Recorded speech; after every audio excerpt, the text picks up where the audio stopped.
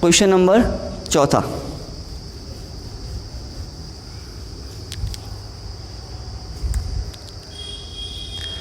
चौथा क्वेश्चन क्या कह रहा है? चौथा क्वेश्चन कह रहा है एक व्यक्ति जो अपनी आय का 22/9 खर्च करता है और वह प्रति मास 6300 रुपये बचाता है, तो उसका व्यय प्रति मास कितने, यानी कि एक महीने में उसका खर्चा कितना, ये हमसे पूछा गया है। तो देखिए, अगर इसको हम देखें कि एक व्यक्ति खर्च कितना कर रहा है, यानी कि 22/1/2/9 खर्च कर रहा है, तो एक बात को समझिए, ये 22/2/9% खर्च कर रहा है, ये किसका खर्च कर रहा होगा? भाई कमा रहा होगा, इनकम पे ही तो खर्च कर रहा होगा। अगर 22/2/9 की आप भिन्न आपको रटी हुई होनी चाहिए। ये आपके पास देखो 11/1/9 की भिन्न होती है 1/9, और ये 11 का दुगना है, तो ये देखो यहाँ पर भी दुगना, 1 का दुगना 2, तो ये आप मान के चलो यहाँ पे इसका भी दुगना हो जाएगा 2/9, यानी कि अब इसमें भिन्न आ गई 2/9, यानी कोई व्यक्ति 9 रुपये कमाता है तो खर्च कितना करता है? 2, ठीक है। तो वह बचाता कितना होगा मुझे बताओ? नीचे वाली क्या है? नीचे वाली इनकम है उसकी, और ऊपर वाला क्या है? ऊपर वाला एक्सपेंडिचर है, यानी कि खर्चा है। भाई 9 रुपये आपने कमाए, 2 रुपये आपने खर्च किए, तो आपने सेविंग कितनी की? आपने बचाया कितना? तो आप कहेंगे 9 में से 2 अगर खर्च किए तो बचाया कितना? 7। लेकिन अगर भिन्न में हम देखें तभी तो 7 बचाए, लेकिन अगर क्वेश्चन में देखें तो उसने कितने बचाए? 6300। तो हमारे पास जो 7 दिया है वो हमारी बचत है सवाल के, हमने भिन्न के अकॉर्डिंग, लेकिन सवाल में जो बचत दी हुई है वो कितनी दी हुई है? ध्यान रखना, सवाल में अगर इनकम दी होती तो वो 9 के बराबर होती, सवाल में अगर हमारे पास खर्चा दिया होता तो वो 2 के बराबर होता, लेकिन सवाल में क्या दिया है? बचत दी है, तो वो बचत के बराबर होगी। यानी बचत कितना है? 9 कमाया, 2 खर्च किया, बचा कितना? 7, और 7 की वैल्यू ही हमें क्या दी है? 6300 दी है। तो 1 की वैल्यू 7 नेम कितने हैं? 63, यानी कि 900। तो हमसे क्या पूछा है? उसकी व्यय पूछी है, यानी खर्चा पूछा है। तो खर्चा कितना खर्चा कर रहा था वो? 2 कर रहा था। तो देखो 1 की वैल्यू 900, तो 2 की वैल्यू कितनी हो जाएगी? जाहिर सी बात है कितनी हो जाएगी? 1800, यानी कि यहाँ से हम सॉल्व कर सकते हैं इस क्वेश्चन को। 1800 इसका आंसर आ गया। उम्मीद करते हैं कि आपको समझ में आया होगा, ठीक है।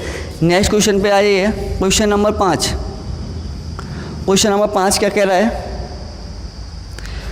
रवि सूर्या से 12, बड़ा अच्छा सवाल है, और ये आपका CGL में पूछा गया है, और इस पर आपको 2018 में जो आपका पूछा गया था Tier 1 का एग्ज़ाम हुआ था उसमें, ठीक है।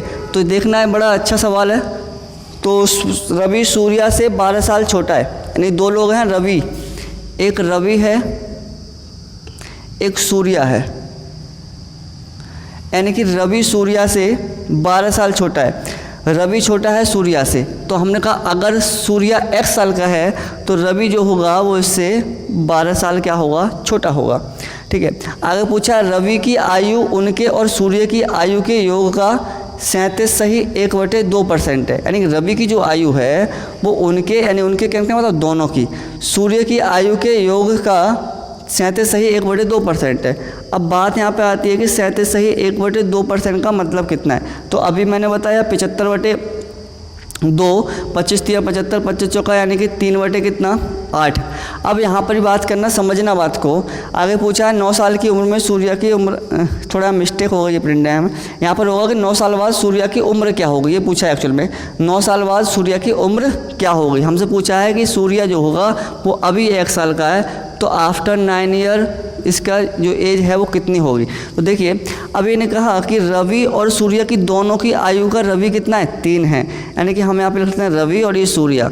अगर दोनों 8 साल के हैं तो उसमें से रवि कितना है? रवि 3 है। यानी सवाल को पढ़ना ध्यान से, रवि की आयु उनके का मतलब क्या होना है? रवि और सूर्य दोनों की बात हो रही है, यानी कि उनके दोनों की आयु के योग का 1/3 है। अगर हमने कहा दोनों लोग 8 साल के हैं तो उसमें से रवि कितने का है? रवि 3 का है। तब दोनों लोग 8 के हैं तो रवि 3 का है, तो सूर्य कितने का बचा होगा? 4 का बचा होगा। अगर 4 का बचा है तो अब यहाँ पे रवि हम मान सकते हैं, अनुपात आ गया रवि की और सूर्य के बीच में 3:4 का, यानी कि रवि जो है वो 3 का है और अनुपात और 3 का है, और सूर्य जो है वो 4 का है। तो अगर अनुपात में देखें तो रवि सूर्य से कितना छोटा है? 1 छोटा है। लेकिन सवाल में हमें कितना दिया है? सवाल में दिया भाई 1 छोटा नहीं है, रवि जो है वो 12 छोटा है। तो 1 की वैल्यू हमारे यहाँ पे कितनी आ गई? 12 वर्ष आ गई। तो 1 अनुपात की वैल्यू 12 वर्ष, सूर्य की पूछा है तो 4 अनुपात की वैल्यू 12 चौक 48 वर्ष, लेकिन उसने पूछा कब की है, 9 साल बाद। यानी कि अगर अभी रवि जो है सूर्य जो है वो 48 वर्ष का है, तो 9 वर्ष बाद यानी कि आगे के 9 साल बाद उसकी आयु क्या होगी, तो इसमें 9 वर्ष जुड़ जाएगा, और 9 वर्ष जब जुड़ेगा तो ये क्या हो जाएगा, ये हो जाएगा 57 वर्ष। तो 57 वर्ष इसका हो गया आंसर, ये हमसे पूछा था। सूर्य की उम्र, थोड़ा वहाँ मिस्टेक हो गई है प्रिंटिंग में, टाइपिंग करने में, ठीक है। उम्मीद करते हैं कि क्वेश्चन आपको समझ में आया होगा। क्वेश्चन नंबर नेक्स्ट बढ़ते हैं, क्वेश्चन नंबर 6 की तरफ।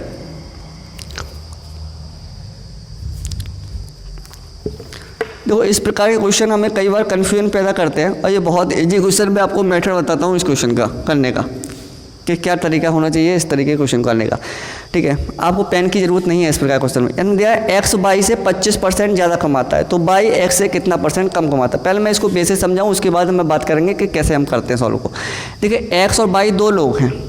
अब हमारे पास नहीं पता एक्स कितना कमाता है, नहीं पता वाई, तो इसमें बेस जो माना गया है वो वाई को माना, एक्स को माना गया है। यानी एक्स जो है वो वाई से 25% ज़्यादा कमाता है, सॉरी वाई को बेस माना गया है, यानी एक्स जो है वो वाई से 25% ज़्यादा कमाता है। तो हमने ये मान लिया अगर वाई 100 रुपये कमाता होगा, तो x जो है वो कितना कमाता होगा, 25% अधिक, यानी 100 का 25% कितना होता है, 125।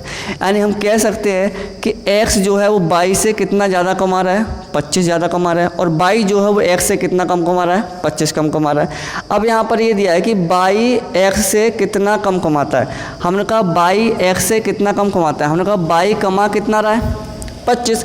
देखो जब किसी की कंपैरिजन हम करते हैं, कंपैरिजन को ध्यान में रखना है, परसेंटेज में कंपैरिजन कैसे किया जाता है। देखो अब यहाँ पर मेरे पास 2 मार्कर हैं, बात को समझना। अब मैंने ये कहा ये वाला मार्कर बड़ा है, ये मार्कर बड़ा क्यों है, क्योंकि इसके सामने वाला मार्कर छोटा है। अब मैंने ये कहा कि ये वाला मार्कर छोटा है, क्यों छोटा है, क्योंकि इसके सामने वाला मार्कर बड़ा है। जब हम छोटे की तुलना कराते हैं तो बड़े से, और अब बड़े की तुलना कराते हैं तो किससे, छोटे से। अब मैंने कहा ये मार्कर बड़ा है छोटा है, जब इसके साथ तुलना करने वाला नहीं है तो आप नहीं बता सकते ये मार्कर बड़ा है या छोटा है। तो आपके लिए तुलना आपको देखनी है। अगर आपको तुलना कम की करानी है तो ज़्यादा वाले से कराएंगे, और ज़्यादा की तुलना करानी है तो कम वाले से कराएंगे। तो देखो अब ये 25 कम कमाता है, भाई 25 कम कमाता है, किससे कम कमाता है, 125 से तो कम कमा रहा है, ज़्यादा वाले से। अब हमने कहा 25, इसका बेस कितना हो जाएगा, 125, और मल्टीप्लाई में कितना, 100। 25 से कम 25, 25 पंजे 125, 5 से काटा, हमारे पास आंसर आ गया 20%।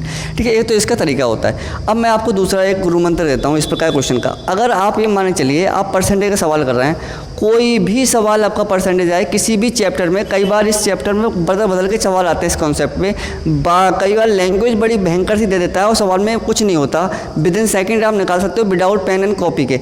ठीक है, तो अब मैं आपको बताता हूँ, आपको कहीं पर भी परसेंटेज के सवाल में एक जगह परसेंटेज दिया हो, यानी कहीं पर भी किसी भी सवाल में एक जगह परसेंटेज दिया हो और एक जगह घटने की बात है और आगे किसकी बात हो, बढ़ने की। देखो इस सवाल में दिया था एक जगह परसेंटेज दिया हो, वो परसेंटेज कितना दिया हुआ है आपके पास, वो परसेंटेज दिया हुआ है 25%, और ये 25% क्या है, ज़्यादा है, अधिक है। ठीक है, हो सकता है। और अगर ये ज़्यादा है तो आगे आपसे क्या पूछेगा, कम पूछेगा। अगर ये कम होता तो आपसे क्या पूछता, आगे अधिक होता। तो हमारा सवाल बस यहीं पर आ जाएगा। हमने कहा 25% ज़्यादा है तो आगे क्या पूछा है, कम पूछा है। तो हम कैसे करेंगे, हमने कहा 25, अगर ये ज़्यादा है ना तो इसको 100 में जोड़ दो, ज़्यादा है तो इसको 100 में जोड़ दो, 100 में जोड़ोगे इसको तो कितना हो जाएगा 125, और गुणा में कितना रहेगा 100। ठीक है, क्यों रहेगा 100, क्योंकि परसेंटेज की हम बात कर रहे हैं। अगर ये कम होता तो हमने कहा 25% कम है तो कितना ज़्यादा है। अगर ये कम होता तो हम क्या करते कि 25 कम है तो इसको 25 को 100 में से कम कर देते। अगर ये 25 ज़्यादा है तो इसको 100 में से ही और ज़्यादा कर देंगे। ठीक है, अब वही हमारा निकल के आ गया सेम 25 पंजे 125, 5 2 10। हमें इस किसी की ज़रूरत नहीं है। ठीक है, उम्मीद करते हैं ये चीज़ें आपको समझ में आ रही होंगे। नेक्स्ट क्वेश्चन पे बढ़ते हैं, क्वेश्चन नंबर 7।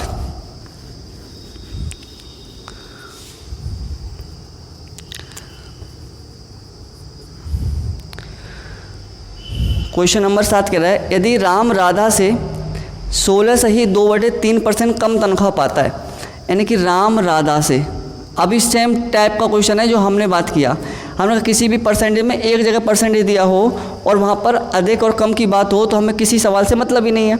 ठीक है, तो हमें दिया हुआ है 16 सही 2/3%, और इस परसेंटेज के साथ दिया हुआ है क्या, इस परसेंटेज के साथ दिया हुआ है कम। ठीक है। तो अब पहली बात तो ये कि इस परसेंटेज को करो फ्रैक्शन में बदलो। अब फ्रैक्शन में बदलोगे तो आपको पता है 16 3 48 और 2 कितने होते हैं 50, यानी कि हमारे यहाँ पर ये कितना हो जाएगा 1/6, यानी कि अगर वो 6, अब ये यहाँ पे क्या है कम है, यानी कि राम अगर 6 रुपये कमाता है, क्या कह रहा है, राम राधा से 1/6 कम कमाता है। अगर राधा 6 है कमाती है तो राम 1 कम कमाता है, यानी कितना कमाता है 5 कमाता है। तो मुझे बताओ कि यहाँ पर 1 कम कमा रहा है तो वो 1 ज़्यादा कमा रहा है, तो कितना ज़्यादा कमाता है ये पूछा है, ठीक है। तो अब राम अगर 5 कमाता है तो राधा कितनी कमाती है 6, तो ये कह रहा है कि राधा राम से कितने प्रतिशत ज़्यादा कमाती है। हमने कहा राधा कमाती 1 ज़्यादा है, लेकिन अब जब ज़्यादा कमाती है तो ज़्यादा की तुलना किस पे होगी, कम वाले से, अभी मैंने बताया, ठीक है। गुणा में कितना 100, 5 से इसको डिवाइड कर दिया, 5 दूनी 10, यानी कि हमारे पास क्वेश्चन का आंसर आ गया 20%, ठीक है। नेक्स्ट क्वेश्चन की तरफ बढ़ते हैं, ठीक है। अब यहाँ पर ये है कि यदि चाय का दाम 20% बढ़ा दिया जाए तो चाय के इस्तेमाल में कितने प्रतिशत की कमी की जाए कि व्यय में कोई बढ़ोतरी ना हो, यानी कि if the price of T is increase by 20%, यानी कि किसी भी टी का जो प्राइस है वो 20% से इंक्रीज कर दिया गया, यानी कि बढ़ा दिया गया। जब प्राइस में इंक्रीज हुआ है, मुझे बताओ यहाँ पर बढ़ाने की बात है अधिक की बात है, तो आपसे आगे क्या पूछेगा, कम पूछेगा। अभी जो मैंने तीसरा क्वेश्चन बताया था इससे पहले वाला, तो उसी बेस पे हम करेंगे। उस वाले में 16 से ही 2/3 में परसेंटेज इसलिए नहीं लगा पाई क्योंकि वहाँ पर परसेंटेज होती है वो फ्रैक्शन में आ गई थी, ठीक है। यहाँ पर परसेंटेज फ्रैक्शन में नहीं है, इसलिए हम इसको बड़ी जल्दी सॉल्व कर लेंगे। ये बढ़ाने की बात है तो 20, इसको और बढ़ा दो किस पे 100 पे, 120 गुणा कितने 100, 20 ही कम 20, 20 छक्का 120, 2 3 6 और 50 बटे कितना आ गया 50/3 का मतलब है 16 सही 2/3%। बस इतना सा टाइम इस सवाल को लगेगा। यानी परसेंटेज का मैंने बताया कोई भी सवाल हो वहाँ पे एक जगह परसेंटेज दिया हो तो उस परसेंटेज से अगर बढ़ाया है तो उसको 100 में बढ़ा के लिख दो। अगर इतना ध्यान रखना है, अगर यहाँ पे बढ़ाने के पूछा है तो लास्ट में कम का पूछेगा और डेफिनेटली पूछेगा। अगर यहाँ पे कम की बात होती ना कि 20% मान लिया दाम जो था वो क्या हो गया कम हो गया, तो यहाँ पे कितना परसेंट बढ़ा है। अगर ये कम है तो 20 हम इसको 20 को कम कर देते 100 में से, और 20 बटे क्या होता 80 और नीचे क्या रहता हमारे पास 100। देखिए एक सवाल और है यहाँ पर, इस चीज़ को समझिएगा। देखो अब एक चीज़ आप समझ नहीं होगी कि एक सवाल इस प्रकार से आता है कि एक गृहिणी के चावल या चीनी के मूल्य में इतने परसेंट की कमी हो जाती है या वृद्धि हो जाती है तो उसको खर्चे को कितना परसेंट कम करे कि उसके खपत में किसी प्रकार की कोई चेंजिंग ना आए। तो उस प्रकार के क्वेश्चन भी इसी प्रकार से सेम से होते हैं, ठीक है। जैसे मान लिया आपसे बात की जाए कि एक गृहिणी है और वो गृहिणी जो है उसकी एक क्वेश्चन में मान के चलता हूँ, मैं उसको भाषा चेंज बढ़ा दूँ कि एक क्वेश्चन के चीनी के दाम में 20% चीनी के दाम बढ़ गए तो उसको खपत में कितने परसेंट की कमी करनी है कि उसके खर्चे पर कोई प्रभाव ना पड़े। सेम क्वेश्चन यही निकल के आएगा, यानी बढ़ गए दाम तो 20/120 गुणा 100, यानी कि 16 से ही 2/3% की उसे खपत कर देनी है। अगला सवाल थोड़ा भाषा इसकी बड़ी लग रही है लेकिन सवाल बड़ा अच्छा है, ठीक है। इसमें क्या है कि एक ट्रेन में उतने डिब्बे हैं जितने की एक डिब्बे में सीट है। बात को समझना यहाँ से, यानी कि कोई एक ट्रेन है, मान लिया हमारे पास एक ट्रेन है बुलेट। अब बुलेट ट्रेन में मान लिया इसमें डिब्बे हैं कुछ ना कुछ, ठीक है। अब इस ट्रेन में एक ख़ास बात यह है कि इस ट्रेन में जितने डिब्बे हैं एक डिब्बे में उतने ही सीट है। मान लिया मेरी बात को समझना पहले कि मान लिया इस डिब्बे में टोटल सीट हैं 100, तो 100 ही क्या होंगे डिब्बे होंगे, यानी एक डिब्बे में टोटल सीट कितनी है 100, तो एक डिब्बे में जितनी सीट हैं उतने ही टोटल डिब्बे हैं ट्रेन में। इस बात को समझो, यही हमारी पहली 2 लाइनें बता रही हैं हमें, ठीक है। जब तक हम इस क्वेश्चन को नहीं समझेंगे यहाँ से 2 लाइनों को, जब तक हम आगे नहीं बढ़ पाएंगे और बढ़ेंगे तो सवाल में कहीं ना कहीं गड़बड़ करेंगे, ठीक है। तो अब ये हमारे पास तो मान लिया था हमने। अब ये कह रहा है कि एक डिब्बा 16 यात्रियों से भरा है और अपनी क्षमता का 57 सही 1/7 भरा है, यानी कि 57 सही 1/7% क्या है उसमें लोग बैठे हुए हैं। तो अब अभी मैंने बताया था 57 सही 1/7% की जो भिन्न आई थी वो कितनी आई थी 4/7, यानी कि इस 57 सही 1/7 का हम निकाल रहे थे, यानी कि टोटल सीट कितनी है 7, नीचे वाली ओरिजिनल नंबर होता है। तो अगर A7 का 57 सही 1/7 निकालना है तो कितना आएगा 4, यानी कि टोटल सीट तो 7 हैं लेकिन बैठे लोग कितने हैं, 4। लेकिन उसके बाद 4 नहीं बैठे हैं, कितने बैठे हैं, 16 बैठे हैं। तो 16 बैठे हैं वो इस 4 के बराबर ही तो है। यानी कि उसने कहा कि 57 सही 1/7% भरा हुआ है। यानी कि अगर उसमें 60 सीटें हैं डिब्बे में तो उसमें से लोग बैठे कितने हैं, 4 बैठे हैं। तो 4 लोग बैठे हैं, तो 4 लोग जो बैठे हैं उनकी वैल्यू हमारे पास दिया हुआ है 16 लोग। वो ये कह रहा है 4 नहीं बैठे हैं, 16 बैठे हैं। तो 4 की वैल्यू 16 है, तो 1 की वैल्यू 4 चौक, यानी 1 जो है वो 4 के बराबर है। तो 7 की वैल्यू कितनी आ गई, 49। यानी कह सकते हैं हम 49 ही डिब्बे होंगे गाड़ी में, और एक गाड़ी में 49 ही क्या होंगे, एक डिब्बे में सीट होंगी। तो टोटल नंबर ऑफ सीट हम निकालें हैं। सवाल आगे पूछने दिया है कि ज्ञात करो कि ट्रेन कितने यात्रियों को ले जाएगी अगर 25% सीट हमेशा खाली रहती है। यानी कि एक ट्रेन की 25% सीट हमेशा खाली रहती है। तो पहले हम ये निकालेंगे कि टोटल सीट होंगी कितनी। तो मुझे बताओ, सॉरी यहाँ पे गड़बड़ हो गई, 7 चौक कितने, 28। यानी 1 की वैल्यू 4, तो 7 की वैल्यू 28, और यहाँ से कितनी 28। यानी कि ये बात है कि 28 गुणा 28 हम एक, आपके पास बताओ, देखो यहाँ समझना, हमारे पास 2 डिब्बे हैं और एक डिब्बे में कितने लोग बैठते हैं, 10। तो दोनों डिब्बों में कितने बैठेंगे, 10 गुणा 2, 20 लोग बैठेंगे। एक डिब्बे में कितने लोग बैठते हैं, 28। डिब्बे कितने टोटल, 28 ही डिब्बे हैं, और 28 ही क्या हैं, सीट है एक डिब्बे में। तो टोटल नंबर ऑफ सीट हमारे पास आ गई। तो उन टोटल नंबर सीटों में से कह रहा है कि 25% वो गाड़ी वो हमेशा खाली रहती है। तो हर संख्या अपने आप में 100% होती है, इतना आपने पढ़ा होगा परसेंटेज में। तो अगर हर संख्या 100% होती है तो 25% अगर खाली रहती है तो उसमें भरी कितनी आती होगी, 75%। तो ये जो टोटल गुणा करने की अवस्था नहीं है हमें 28 गुणा 28 की, हमने कहा इसका 75% अगर हम निकाल दें तो हमें पता पड़ जाएगा कि हमारे पास सीटें कितनी है। तो 25 से काटो, 25 तिया 75 और 25 चौका 100, 4 से काटो, 4 सत्ते 28, यहाँ से मल्टीप्लाई कर दो, 28 सत्ते 7 अट्ठे 56, 28 गुणा 7 तिया कितने 21, 21 की और 28 की मल्टीप्लाई करेंगे, 21 अट्ठे 8 एकम 8, 8 दूनी 16 का हासिल के लगे 168, 16 और 21 दूनी होते हैं 42, और 42 में 16 आप जोड़ोगे तो आपके पास आएगा क्या, 58। यानी कि 588 सीटें वो लेके जाएगी। इतनी बात आपको समझ में आई होगी। ठीक है, नेक्स्ट क्वेश्चन की तरफ बढ़ते हैं। नेक्स्ट क्वेश्चन ये क्वेश्चन काफ़ी, इस प्रकार के क्वेश्चन काफ़ी रेलवे में पूछे गए थे, एनटीपीसी में भी पूछे गए थे, ग्रुप डी में भी पूछे गए थे, और वहीं से क्वेश्चन आया हुआ है कि किसी वस्तु के भाव में 14 से ही 2/60% की क्या हो जाती है, कमी हो जाती है। तो उसकी दैनिक बिक्री में 13% की वृद्धि, 33 सही 1/3% की वृद्धि हो जाती है। तो परिणाम स्वरूप दैनिक बिक्री से प्राप्त धनराशि में कितने प्रतिशत का अंतर आया। देखिएगा, अब एक वस्तु के भाव में, यानी कि रेट दिया हुआ है आपके पास, यानी कि रेट में जो वृद्धि हो गई, कमी हो गई, यानी किसी वस्तु का रेट था वो कम हो गया। कितना कम हो गया, 14 सही 2/7%। यानी कि 14 सही 2/7% को हम भिन्न में लिखेंगे तो ये रटी हुई होनी चाहिए 1/7। यानी कि कहने का मतलब है, पहले अगर वस्तु का रेट 7 रुपये था, भाव की बात है, हम मान के चलते हैं कि एक वस्तु 7 रुपये की आती थी, अब उसमें 1 रुपया कम हो गया, यानी कि अब वस्तु कितने की आ रही है, अब वस्तु 6 रुपये की आ रही है। इतनी बात क्लियर। यानी पहले वस्तु 7 रुपये की आती थी, लेकिन उसमें 1 की क्या हो गई, कमी हो गई। यानी पहले नीचे वाली संख्या क्या होती है, ओरिजिनल नंबर होता है, शुरुआत होती है, और ऊपर वाला कमी या वृद्धि। ठीक है, तो अगर ये बढ़ती तो 7 से कितनी हो जाती, 8 हो जाती। लेकिन यहाँ पे दिया हुआ है कि जो कमी हो गई है, तो आगे पूछा गया है इसकी जो क्वांटिटी है उसमें 33 सही 1/3% की क्या हो गई। जब वस्तु जब सस्ती हो गई तो बिक्री बढ़ती है, जब वस्तु में रेट गिरते हैं तो ग्राहक उसके पास ज़्यादा आते हैं। तो 33 सही 1/3 का मतलब है 1/3।